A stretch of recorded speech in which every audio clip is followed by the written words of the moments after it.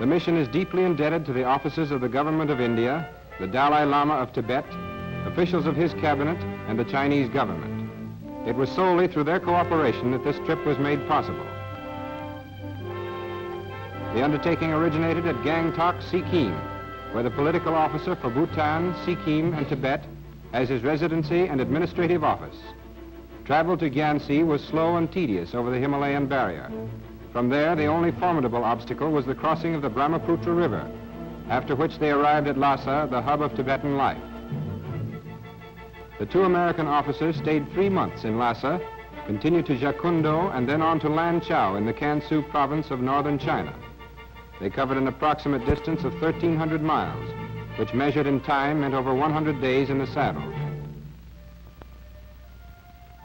Just prior to our departure from Sikkim, we displayed the gifts sent by the President of the United States to the Dalai Lama of Tibet.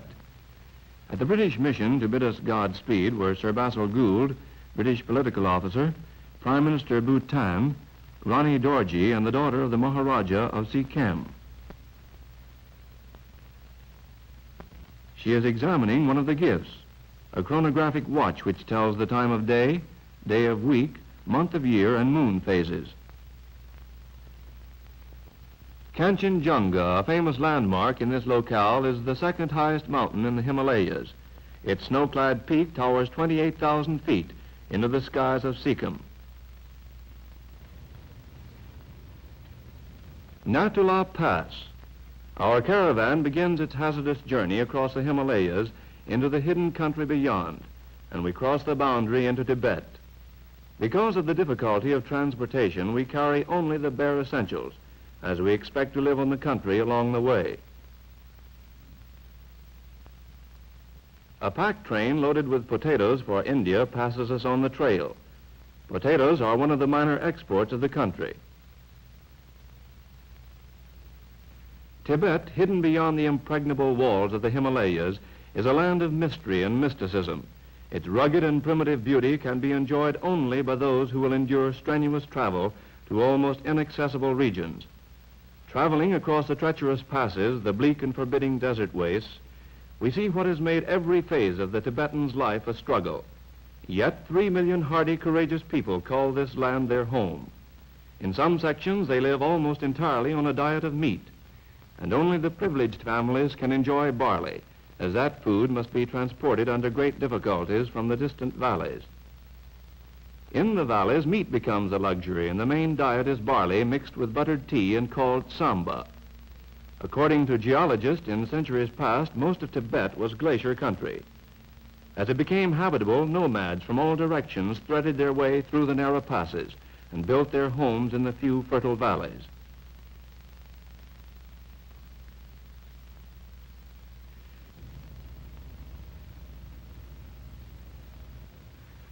The first overnight stop is at Chembutung.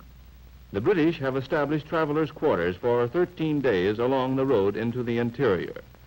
These stations are spaced 1 day's travel apart. All transportation is on foot or by riding animal. The trails of Tibet are too narrow for wheeled vehicles, even if they attempted to use them.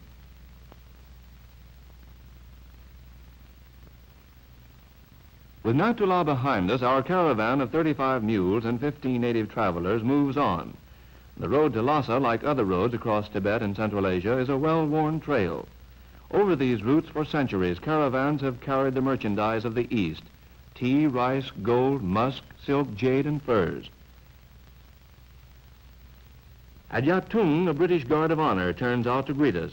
They are native Indian troops under British command, equipped with Enfield rifles. We meet a gaily dressed bridal party on its way to India, where a Lhasa debutante is to be married to the son of a Raja. Marriages, like other phases of Tibetan social life, must receive the blessing and approval of the Buddhist Church.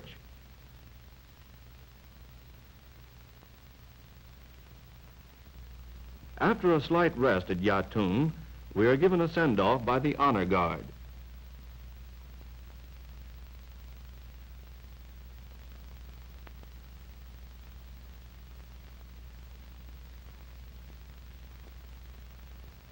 We pass a typical village situated on the narrow plain at the foot of the ever-present and towering mountains.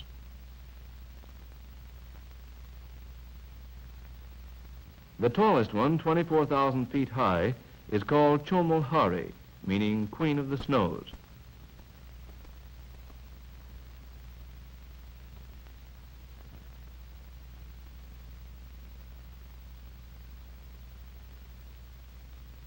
A shipment of wool and marmot hides, transported in typical Tibetan style, passes us on its way to the markets of India. Wool is the chief export and principal source of revenue. The wool is traded to India for manufactured goods and to China and neighbors on the east for porcelain, horses, precious satins, and brocades. On the 13th day, we reach Gyansi, the last British trade and mail post on the road to Lhasa, and are met by an honor guard of sepoy mounted infantry. Our American flag and the British flag are raised together in a gesture of friendship.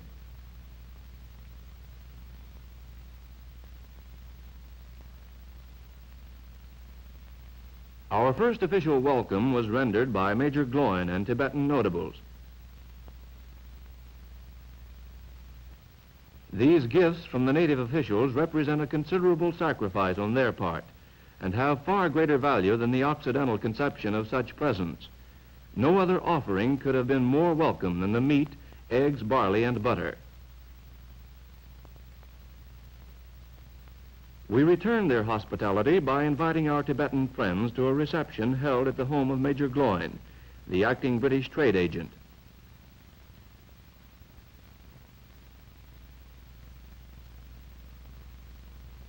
The throaty wail of the ceremonial horns herald the opening of the annual ritual called Rinzi Tare, the most important ceremony at Gyansi Monastery.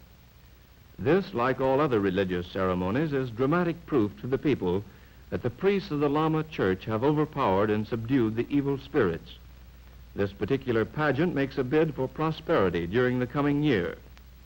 By the time we witnessed the ceremonies at Gyansi, we began to feel that religion is the predominant influence that controls the people of this vast land.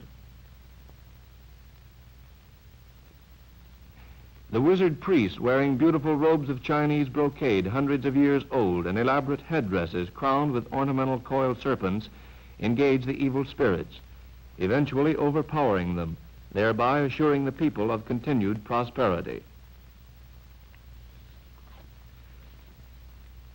Our charming host, the abbot administrator of the monastery. The skeleton dancers representing evil spirits who assail helpless mankind.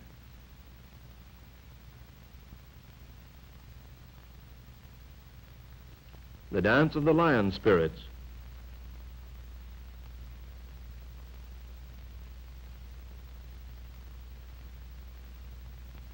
And the dwarfs, representing the friendly spirits of India. Major Gloin's honor guard gives us a military send-off.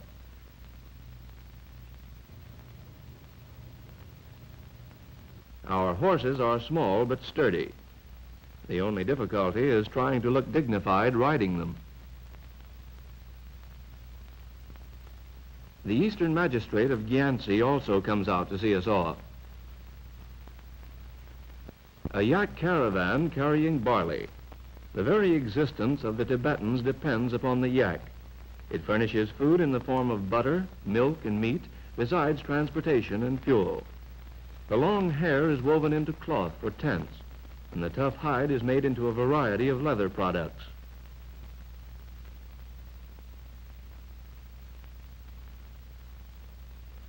Our travel on fairly even ground was short-lived, and we start our ascent into difficult and mountainous sections. Riding up to Karula Pass, one of the last barriers before Lhasa. At the summit, prayer flags whip in the wind. Every pass is adorned with flags like these. One of our escorts puts up a flag of thanksgiving to the mountain gods for a safe crossing, and we begin the descent into the valley. We cannot praise too highly the animals of this country.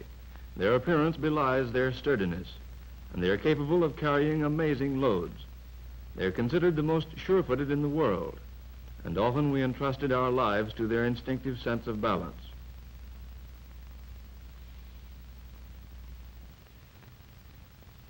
Brahmaputra, one of the three great rivers of Tibet.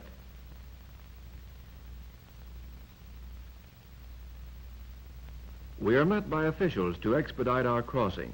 All along the route, the Tibetans had been advised of our coming and have given us a welcome of honor. Wool caravans and pack trains are ferried across in long, flat-bottomed barges. Crossing the river is as difficult as most other transportation problems. The animals, bewildered and stubborn, must be coaxed, coerced, and physically shoved into the ferrying barge. In the rainy season, the boatmen cannot maneuver the unwieldy barges, and transportation depends upon the coracle, a small tub-like boat made of willows and covered with skin. However, during this time of the year, only the privileged passengers ride in them. The clumsy barges with their heavy loads are tediously rowed across with the help of eddy currents.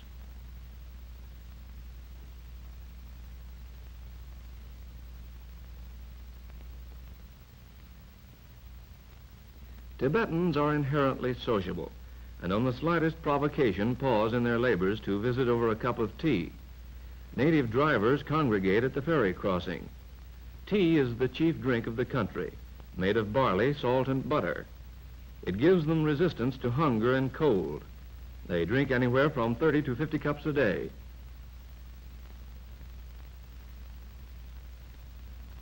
A monk who became our permanent guide presents us with greeting scarves from the Dalai Lama and a letter from the Foreign Office.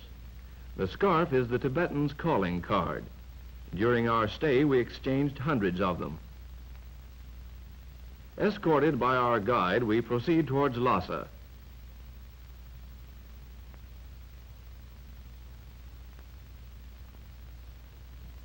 Two miles from the city of Lhasa, the American officers, Captain Brooke Dolan and Major Ilya Tolstoy, are welcomed by British, Chinese, and Indian notables, and the official representatives of the Church and State of Tibet. Later, at the Tibetan reception, we are presented with gifts from the Dalai Lama and his court, ceremonial scarves, rice, and tea.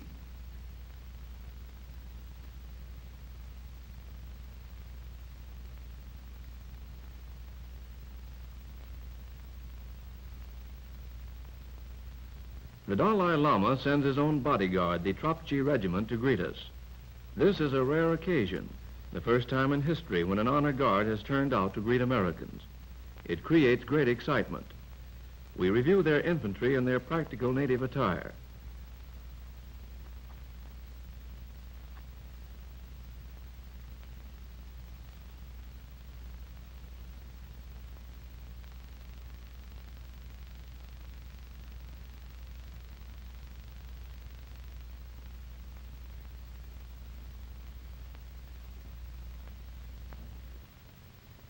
As we approach the city, we enjoy our first glimpse of the magnificent 17th century winter palace of the Dalai Lama, and on a nearby hill, the temple of the healing Buddha. Through the west gate with its Chotan-peaked dome pass monks from remote lamaseries, natives, pilgrims, merchants, and traders.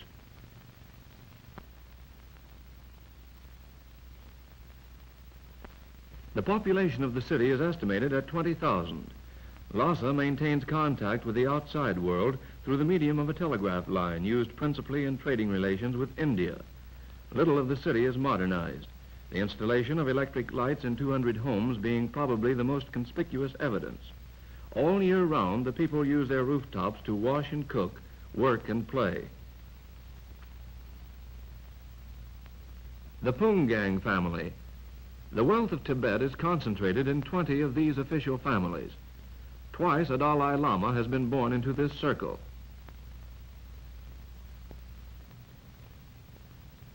The father is a cabinet minister, and his son's wife, shown carrying her baby daughter, was an Indian princess before her marriage. Frequently, families engage the services of priests to pray solely for them.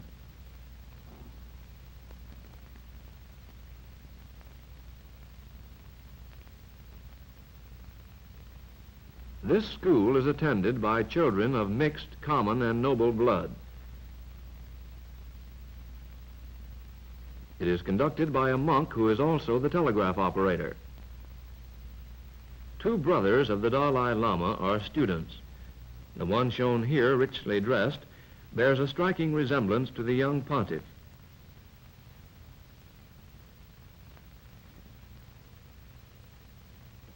These uniquely dressed men are Nakpas, or Tibetan sorcerers, not recognized yet tolerated by the church. Their strange drums and bells are supposed to drive away the devil. They wander to all corners of the country invoking the spirit of an Indian wizard who came in the 8th century and delivered the Tibetans from the devils, who allegedly tormented them.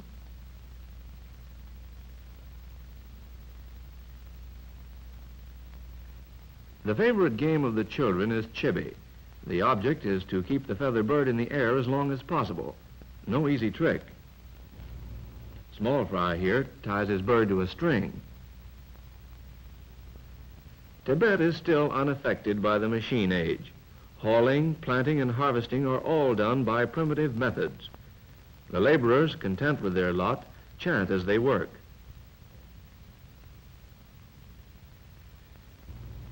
The Kamba dancers roam about Tibet in troops, living on the bounty of their audiences. They give performances in the small villages, in the streets, at the homes of the wealthy, and anywhere they can find spectators to contribute. This particular troupe is considered the most talented in all Tibet and came to Lhasa for the 5 weeks of the New Year festival. In the great religious communities, they furnish the only entertainment of a theatrical nature. Their steps are the closest relation to folk dancing that is known in Tibet. Although the capers and gyrations can hardly be called original, they do give us an insight into the characteristics of the Tibetan people.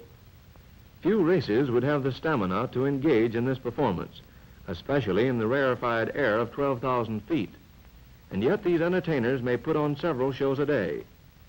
The Tibetans populate a country where only the rigorous may survive. These folks laugh readily, have a happy disposition, make friends quickly, and rivalry is always good-natured.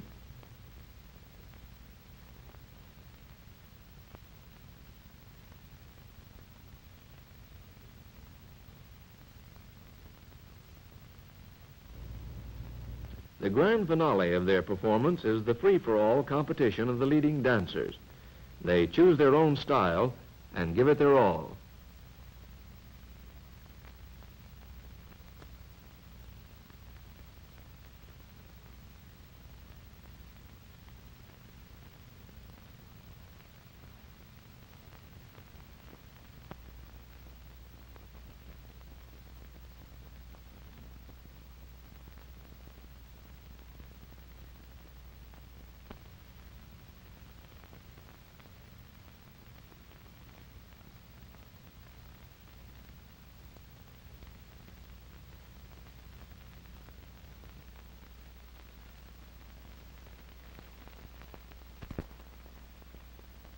The Potala, in all its inspiring glory, towers above the city of Lhasa, just as the Buddhist religion dominates the life of the people. Under its gold-encrusted roofs are the tombs of the previous Dalai Lamas in jewel-studded sepulchres.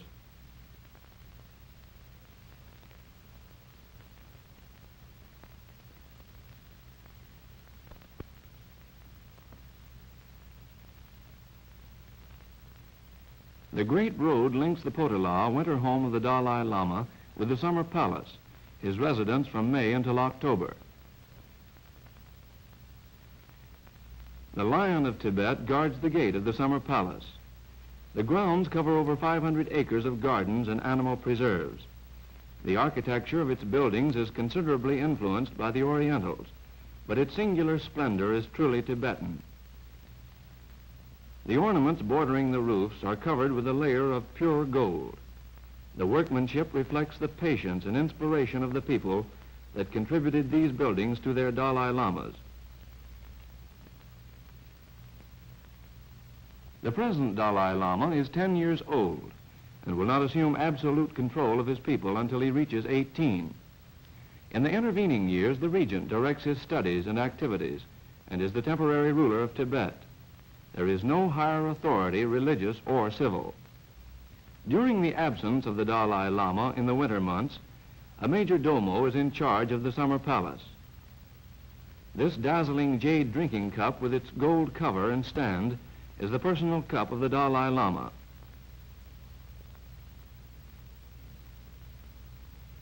Our guide stands before a cloisonné elephant, which was presented many years ago to a former Dalai Lama by a member of the Chinese nobility.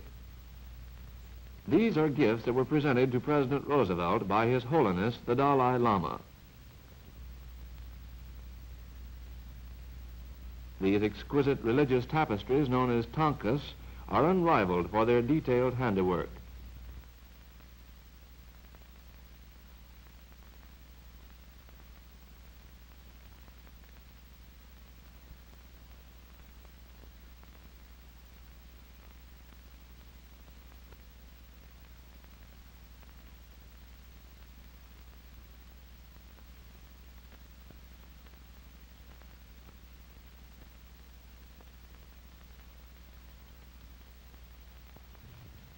The summer palace is the home of many types of animals, amongst them a pony,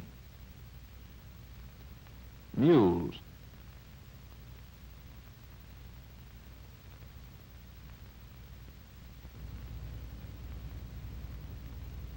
a spotted pony, a deer, a wild ass,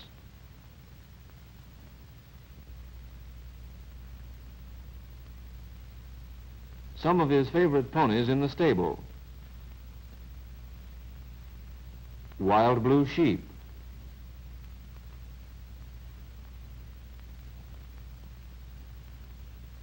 camels which have been relieved of further labor,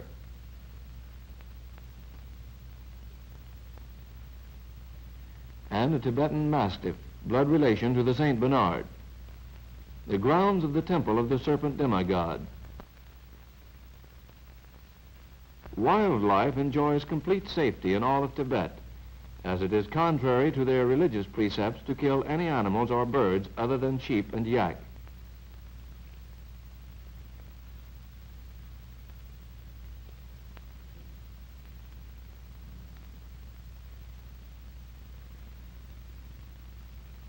Traveling according to custom, with their servants preceding them, the cabinet ministers are coming to a party at the British Mission, where we enjoyed the hospitality of Mr. Ludlow.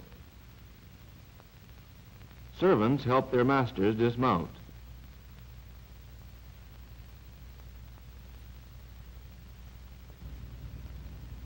Our monk guide, who is usually late, arrives alone.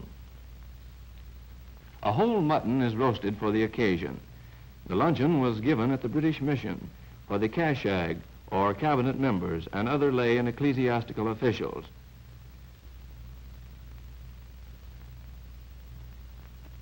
During the luncheon, we asked the 3 cabinet members to pose for their pictures.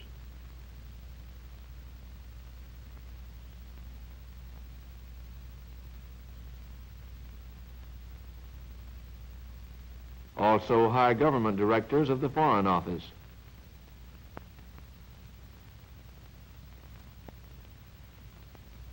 Lay officials.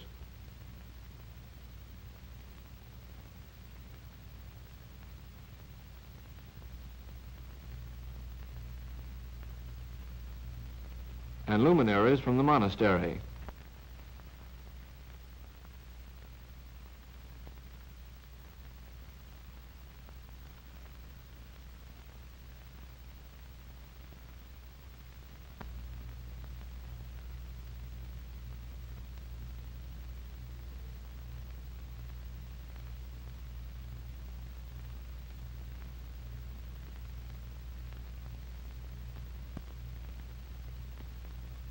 With typical Tibetan pomp, our guests take their leave.